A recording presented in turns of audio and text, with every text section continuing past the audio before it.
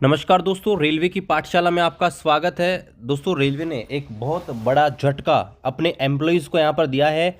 अब दोस्तों, रेलवे में ट्रांसफ़र लेना आसान नहीं रहेगा, बहुत कठिन हो जाएगा। रेलवे ने इंटर रेलवे जो ट्रांसफ़र है उसके नियम में बहुत बड़ा बदलाव यहाँ पर कर दिया है और ऑफिशियली सर्कुलर भी यहाँ पर जारी हो चुका है। तो चलिए आपको बताते हैं पूरा मामला कि ट्रांसफ़र जो होते हैं वो आप कितने टाइप से ले सकते हैं और क्या परिवर्तन इसमें किए गए हैं। चलिए शुरू करते हैं आज के इस वीडियो को। उससे पहले आपसे रिक्वेस्ट है, रेलवे भर्ती के लेटेस्ट एंड ऑथेंटिक अपडेट पाने के लिए चैनल को भी सब्सक्राइब। यहाँ पर दोस्तों आपके सामने ये रहा ऑफिशियल सर्कुलर, यहाँ पर देख सकते हैं आरबी नंबर 28/2/22 आपके 2022। और ये आपके ऑफिशियल पीडीएफ यहाँ पर रेलवे मिनिस्ट्री की तरफ से यहाँ पर जारी की गई है। तो यहाँ पर आप देख सकते हैं ये लेटर यहाँ पर जो लिखा गया है वो रेलवे बोर्ड की तरफ से लिखा गया है। किसको? जो भी जीएम है रेलवे के अंदर, जनरल मैनेजर होते हैं उनको, जो भी जोनल रेलवे होते हैं यानी कि जो जिनको आप आरआरसी बोलते हैं उनको, जो भी प्रोडक्शन यूनिट होती है यानी कि डिवीजन वगैरह होती है उनको, तो उनको यहाँ पर ये लेटर रेलवे बोर्ड की तरफ से भेजा गया है। और किस संदर्भ में? तो यहाँ पर आप देख सकते हैं यहाँ पर है comprehensive transfer policy eligibility service condition for non gazetted employees on inter railway request transfer.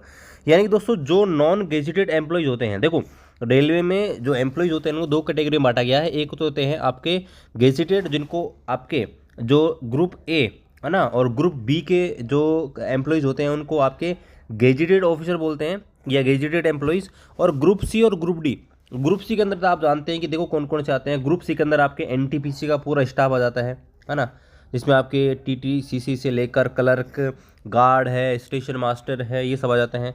इसके अलावा एएलपी टेक्नीशियन जो है उसकी वैकेंसीज आती हैं। इसके अलावा जेई की, पैरामेडिकल की, ये सारी ग्रुप सी के अंदर आती हैं।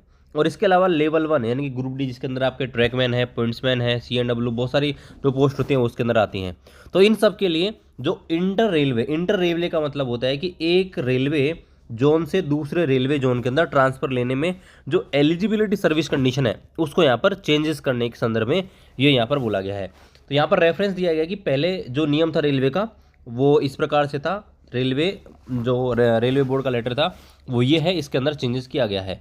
तो यहाँ पर दोस्तों बोला गया है कि यहाँ पर बोला गया कि attention is invited to para number 11, जो आपके ये लेटर है ना रेलवे का, जो आपके बताता है कि भाई कितने साल की सर्विस आपको चाहिए, आप कैसे रेलवे में ट्रांसफ़र ले सकते हैं। तो उसके जो पैरा नंबर 11 है उसमें दोस्तों एक बात लिखी गई है कि जो नॉन गेजेटेड ऑफिसर हैं वो अगर एक रेलवे जोन से दूसरे रेलवे जोन में ट्रांसफ़र लेना चाहते हैं तो उनको 5 साल की सर्विस चाहिए। जैसे मान लीजिए, मैं आपको एक एग्जांपल के माध्यम से बताऊँ, अगर हम आरआरबी की बात करें दोस्तों, जैसे मान लीजिए कि भाई मैं आरआरबी अजमेर का हूँ, मैंने आरआरबी अजमेर से फॉर्म भरा है ना, और मैं रहने वाला हूँ यूपी का, है ना, तो सीधी बात है मैं एनसीआर में जाऊँगा, है ना।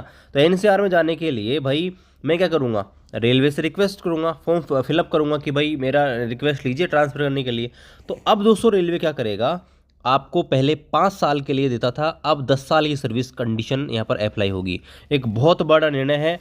और ये दोस्तों जो दूसरे जोनल रेलवे में जो जॉब कर रहे हैं ना उनके लिए एक बहुत बुरी खबर है। बाकी ये सब कुछ यहाँ पर ये बोला गया है ना। तो बाकी तो और मैं कुछ नहीं बताऊंगा, बस यही है, ये चेंजेस किया गया है ना, कि सर्विस जो मिनिमम सर्विस रिक्वायरमेंट है होती है ना वो 5 साल थी, है ना। दूसरा एग्जांपल मैं आपको बताऊं, जैसे मैं राजस्थान का रहने वाला हूँ, है ना। तो मैंने गलती से, जैसे मान लीजिए कि भाई आरआरबी सिकंदराबाद से फॉर्म भर दिया, है ना, तो सिकंदराबाद मेरी ज्वाइनिंग हो गई, तो वहाँ से मेरे को ट्रांसफ़र चाहिए किसमें, राजस्थान के अंदर। तो वहाँ पर क्या है कि भाई अगर आप एक जोनल रेलवे से एक आरआरबी से दूसरे आरआरबी में, या एक आरआरसी से दूसरे आरआरसी में, या एक जोन से दूसरे जोन में अंदर ट्रांसफ़र लेना चाहते हो ना, तो 5 साल की सर्विस पहले मांगते, है ना। लेकिन दोस्तों अब दोस्तों 10 साल की सर्विस यहाँ पर मिनिमम चाहिए आपको ट्रांसफ़र करने के लिए।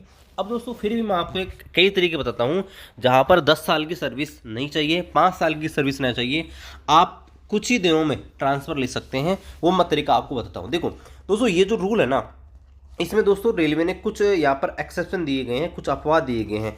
उनमें कौन कौन से हैं? पहला देखिए, पहला होता है जिसको हम बोलते हैं म्यूचुअल ट्रांसफ़र। देखो म्यूचुअल ट्रांसफ़र एक ऐसा ट्रांसफ़र का तरीका है जिसमें एक कैंडिडेट होता है वो दूसरे उसकी जगह चला जाता है, दूसरा कैंडिडेट होता है वो उसकी जगह चला जाता है। मतलब जैसे अगर दो अलग अलग जोन में, जैसे मान लीजिए एक राजस्थान में जॉब कर रहा है ना, उसी पोस्ट का, और दूसरा जैसे मान लीजिए सिकंदराबाद में कोई काम कर रहा है, उसी पोस्ट का ध्यान रखना है, उसी पोस्ट पे होना चाहिए। ग्रुप डी के अंदर आप अलग अलग पोस्ट पे भी हो सकते हो, ये भी ध्यान रखना है ना। लेकिन जैसे ऐसा नहीं कि भाई आप जेई हो, आप एएलपी से कर लो, उसकी जो पोस्ट है, कैडर है, वो सेम होना चाहिए। और इसके अलावा कैटेगरीज भी कई बार अलग अलग, जोन रेलवे में अलग अलग रूल्स हैं कि कैटेगरी भी सेम होना चाहिए। तो दोस्तों आप यहाँ पर एक दूसरे से म्यूचुअल कर सकते हैं, यानी कि राजस्थान का आ जाएगा सिकंदराबाद में, सिकंदराबाद का आ जाएगा राजस्थान में, ये होता है म्यूचुअल। इसके लिए 5 साल की मिनिमम सर्विस की ज़रूरत नहीं है दोस्तों। इसके अलावा एक रेलवे में होता है म्यूचुअल के बाद एक होता है स्पाउस ग्राउंड। देखो स्पाउस ग्राउंड क्या होता है, अगर आप भी रेलवे में हैं और आपका हस्बैंड या वाइफ है, अगर वो गवर्नमेंट जॉब में है, तो भी दोस्तों आपको ये 10 साल की सर्विस की ज़रूरत नहीं है, आप दोस्तों ट्रांसफ़र लगा सकते हैं, उसके लिए अलग से रेलवे में प्रावधान है।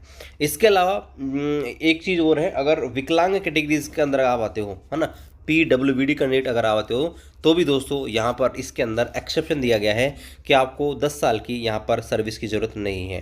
तो दोस्तों रेलवे बोर्ड ने एक बड़ा यहाँ पर फैसला किया है कि भाई अब आपको, अगर आप देखो म्यूचुअल में नहीं ढूंढ पा रहे हो, है ना, स्पाउस ग्राउंड पे आपके पास नहीं है, आप PWD विकलांग में नहीं हो, तो फिर भी अगर आप एक जोनल रेलवे में सर्विस कर रहे हो, तो दूसरे जोनल रेलवे में सर्विस अगर ट्रांसफ़र ले जाना चाहते हो, तो आपको भाई साहब 10 साल की मिनिमम सर्विस चाहिए। और मैं मानता हूँ ये एक जो दूसरे जोन में सेवा दे रहे हैं उनके लिए एक बहुत ही बुरी खबर यहाँ पर हो सकती है ना। तो ये दोस्तों रेलवे की तरफ से आया है, तो अब क्या इसके बारे में क्या विचार आप रखते हैं, आप हमें कमेंट कर सकते हैं। तो चलिए मिलते हैं आपसे अगले वीडियो में, तब तक जय हिंद।